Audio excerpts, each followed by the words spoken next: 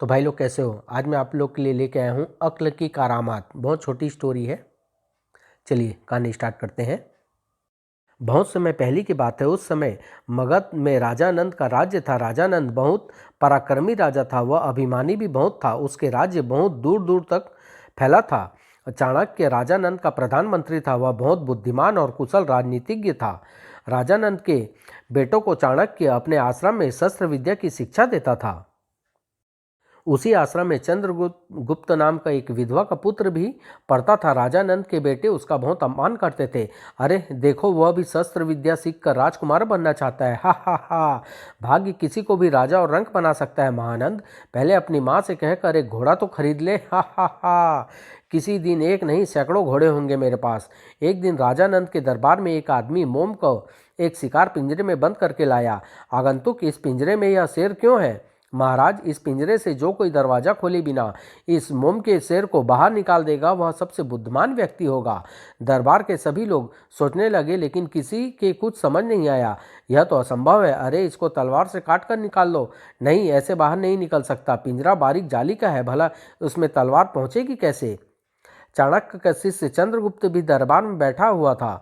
वह आसन से उठकर राजा के पास पहुंचा। महाराज, मैं इस पिंजरे को खोले बिना शेर को बाहर निकाल सकता हूँ। अरे तुम तो अभी बहुत छोटे दिखाई देते हो। तुम में इतनी शक्ति? इसमें शक्ति की नहीं महाराज, बुद्धि की आवश्यकता है। पिंजरे के पास पहुंचकर चंद्रगुप्त ने एक मशाल जलाई और उसे पिंजरे के चारों तरफ घुमाने लगा। कुछ ही देर में शेर पिघले हुए मोम के रूप में पिंजरे से बाहर था। शाबाश, सचमुच तुम बुद्धिमान हो। हम तुम्हें पुरस्कार देंगे। महाराज की जय हो। मैं तो आपका दास हूँ। राजा नंद के बेटों से चंद्रगुप्त का इतना सम्मान देखा न गया। उन्होंने अपने पिता से कुछ कहा और राजा नंद ने तुरंत ही अपना निर्णय बदल लिया। बंदी बना लो इस नवयुवक को और बंदी गृह में बंद कर दो। चुप रहो। लेकिन मेरा कोई अपराध? चुप रहो, तुम राजकुमारी के बराबरी करते हो। चाणक्य अपने आसन से उठ खड़ा हुआ। राजा नंद, यह अन्याय है और यह अन्याय कभी नहीं होने दूंगा। इस राज्य में वही होगा जो हम चाहेंगे। कोई हमारी राजकुमारों की बराबरी नहीं कर सकता। ऐसे अभिमानी और बुद्धिहीन राजा को सबक सिखाना ही होगा, लेकिन अभी उसके लिए उपयुक्त समय नहीं है। तुरंत ही दो सैनिक चंद्रगुप्त को बंदी गृह की ओर ले गए। दूसरे दिन राज दरबार में एक सैनिक एक सूचना लेकर आया। महाराज की जय हो। महाराज, नगर के बाहर गांव में एक भयंकर शेर बहुत से लोगों को मार कर खा चुका है। लोग गांव छोड़कर भाग रहे हैं। ओह, आज ही हम अपने सैनिक भेजकर उस शेर को मरवा देते हैं। सेनापति वीर सिंह कुछ सैनिकों को भेजकर उस दुष्ट शेर को मारकर लोगों को भय से मुक्त किया जाए। जो आज्ञा महाराज। मैं स्वयं ही इस शेर को मारने के लिए जाता हूँ। अगले दिन प्रातः ही कुछ सैनिक के साथ सेनापति ने जंगल की तरफ प्रस्थान कर दिया। जंगल में पहुंचकर शेर की तलाश में सुबह से शाम हो गई, लेकिन अरे यहाँ शेर तो क्या, उसकी परछाई भी नहीं दिखाई दे रही। लगता है सरकार आपको दूर से देखकर ही वह डर कर भाग गया होगा। हाँ हाँ, ऐसा ही हुआ होगा। आखिर हम जैसे बहादुरों के सामने वह शेर का बच्चा लेकिन उसका शिकार करके ही लौटेंगे। कुछ सैनिक उधर जाओ, कुछ इधर, और हम वहां जाकर उसे खोजते हैं। सेनापति अकेला ही कुछ दिन निकला था कि तभी झाड़ियों में से छिपे शेर ने हमला कर दिया। अरे बचाओ बचाओ, शेर आ गया। कुछ सैनिक वहां दौड़ते हुए आए, मगर तब तक शेर भाग निकला। अरे, शेर ने सेनापति जी को घायल कर दिया। अरे यह तो बेहोश हो गए, इन्हें जल्दी से ले चलो, नहीं तो। सैनिक ने दरबार में आकर महाराज को घटना की सूचना दी। महाराज की जय हो। उस भयंकर शेर ने सेनापति को घायल कर दिया। अरे तुम एक शेर को नहीं मार सके, दूर हो जाओ मेरी आंखों के सामने से। राजा नंद ने चाणक्य से कहा, आचार्य, लगता है हम इस शेर को नहीं मार सकेंगे और प्रजा विद्रोह करके हमें राजगद्दी से उतार देगी। नहीं महाराज, एक शेर के लिए आपको इतना चिंतित होने की आवश्यकता नहीं है। मैं कल राजकुमारों को भेजकर शेर का अंत करा देता हूँ। अगले दिन राजा नंद के 4 राजकुमार शेर का शिकार करने के लिए प्रस्थान करते हैं। अरे उस शेर को तो कोई भी मार सकता था, फिर आचार्य ने हमें ही क्यों भेजा? क्योंकि आचार्य हमको इतना बहादुर और बुद्धिमान समझकर विश्वास करते हैं। सारा दिन जंगल में शेर की तलाश में भटकने के बाद शाम हो गई, लेकिन पूरे जंगल में शेर की एक झलक भी दिखाई नहीं पड़ी। लगता है शेर 4 बहादुरों को देखकर दूसरे जंगल में भाग गया। नगर की ओर लौटते उन्हें एक गांव के बाहर शोर सुनाई दिया। अरे उस नवयुवक को क्या हुआ? वह युवती क्यों रो रही है? महाराज, मेरे पति को शेर ने मार डाला है। यही मेरे जीवन का सहारा था। चारों राजकुमारों ने मिलकर योजना बनाई। लगता है यह शेर बहुत चालाक है। इसके लिए बहुत होशियारी से हमला बहुत होशियारी से हमला करता है। कोई बात नहीं, हम भी इस शेर को चालाकी से पकड़ेंगे। कल रात को एक बड़ा सा पिंजरा बनाकर जंगल में रखवा देंगे। शेर उस पिंजरे में फंस जाएगा, फिर हम उसको आसानी से मार देंगे। हाँ, यही ठीक रहेगा। पिंजरे से शेर बच नहीं सकेगा।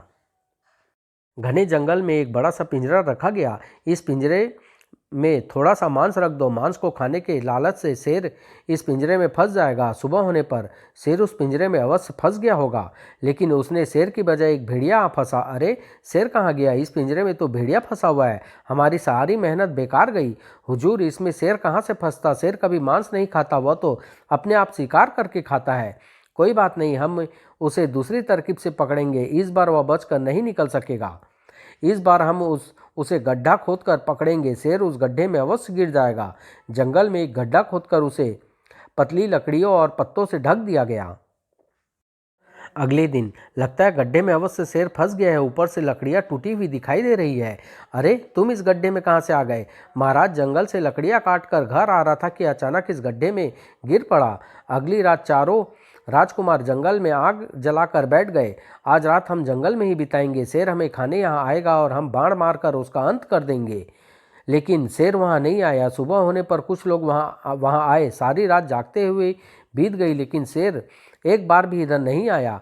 सरकार, शेर यहाँ आता भी तो कैसे? आपने आग जो जला कर रखी है, आग को देखकर तो शेर दूर से ही भाग जाता है। अगले दिन राजानंद के दरबार में, क्या तुम लोग भी शेर को नहीं मार सके? मुझे तुम्हारी बहादुरी पर पूरा विश्वास था। चले जाओ मेरे सामने से। महाराज, अभी निराश होने की आवश्यकता नहीं। यदि आप आज्ञा दे तो मैं बंदी चंद्रगुप्त को शेर को मारने के लिए भेज दूं। हाँ हाँ, हमारी आज्ञा है। शेर को अवश्य मरना चाहिए। चाणक्य बंदी गृह में जाकर चंद्रगुप्त से मंत्रणा करता है। चंद्रगुप्त, तुम्हारी परीक्षा का समय है। अपनी बुद्धि और शक्ति से शेर को मार डालो। आचार्य की आज्ञा अवश्य पूरी करूंगा, आप चिंता न करें। चंद्रगुप्त शेर के शिकार के लिए जाता है। मेरे विष बुझे बाणों से शेर एक बार घायल हो गया तो फिर जीवित नहीं बचेगा। रास्ते में उसे राजकुमारों द्वारा खोदा गड्ढा दिखाई दिया। लगता है यह गड्ढा शेर को पकड़ने के लिए खोदा गया था, लेकिन इसमें शेर क्यों नहीं फंसा? शायद राजकुमारों ने गड्ढे के पास किसी बकरी को नहीं बांधा होगा। चंद्रगुप्त ने गड्ढे के ऊपर लटकती पेड़ की डाल पे एक बकरी को बांधकर लटका दिया। हाँ, अब इस पेड़ के ऊपर छिपकर बैठ जाता हूँ। बकरी की आवाज़ सुनकर शेर यहाँ आकर गड्ढे में अवश्य गिरेगा। आधी रात को शेर के दहाड़ने की आवाज़ सुनाई दी। शेर गड्ढे में फंस गया। नीचे उतर कर देखता हूँ। चंद्रगुप्त धनुष संभाल कर नीचे उतरा। अब इस विषैले बाणों से मार देता हूँ। बाण लगने पर शेर एक बार दहाड़ा और फिर अपनी जीवन की अंतिम घड़ियां गिनने लगा। सुबह होने पर राजकुमार वहां आ पहुंचे। अरे चंद्रगुप्त, तुमने शेर को मार दिया, लेकिन यह बात तुम किसी से नहीं कहोगे। हम तुम्हें बहुत सा धन देंगे, लेकिन महाराज ने मुझे शेर को मारने के लिए तुम्हें वही करना होगा जो हम कहते हैं, नहीं तो राज्य से निकलवा देंगे। राजकुमार स्वयं मरे हुए शेर को दरबार में ले आए। महाराज की जय हो, हम इस नरभक्षी शेर को मार कर लाए हैं। शाबाश, तुम बहुत बहादुर और बुद्धिमान हो। तुम्हें बहुत पुरस्कार दिया जाएगा। महाराज, आप हमें पुरस्कार देना ही चाहते हैं तो इस शेर को ही दीजिए। हम इसका मांस खाकर शेर की तरह बनना चाहते हैं। तुम इस शेर को ले जा सकते हो। शाम को राजा नंद और राजकुमार भोजन करने के लिए बैठे ही थे कि ठहरो महाराज, इस शेर का मांस नहीं खाएं। इस शेर को मैंने विषैले बाण से मारा है। इसका विषैला मांस खाने से। यह तुम क्या कह रहे हो चंद्रगुप्त? क्या शेर को तुमने मारा है? हाँ महाराज, अभी किसी कुत्ते को खिलाकर आप इस मांस की परीक्षा कर सकते हैं। ठीक है, हम अभी परीक्षा करते हैं। एक कुत्ते को लाकर एक मांस का टुकड़ा उसे खिलाया गया। मांस का टुकड़ा खाते ही कुत्ते की जीवन लीला वहीं समाप्त हो गई। अरे, कुत्ता तो मर गया। चंद्रगुप्त, हम तुम्हें मुक्त करते हैं। तुमने हमें मरने से बचा लिया। मैं ना कहता था महाराज, शक्ति से बुद्धि अधिक महत्वपूर्ण होती है। तुमने ठीक कहा था चंद्रगुप्त। हम तुम्हारी बुद्धिमत्ता की सचमुच प्रशंसा करते हैं। समाप्त।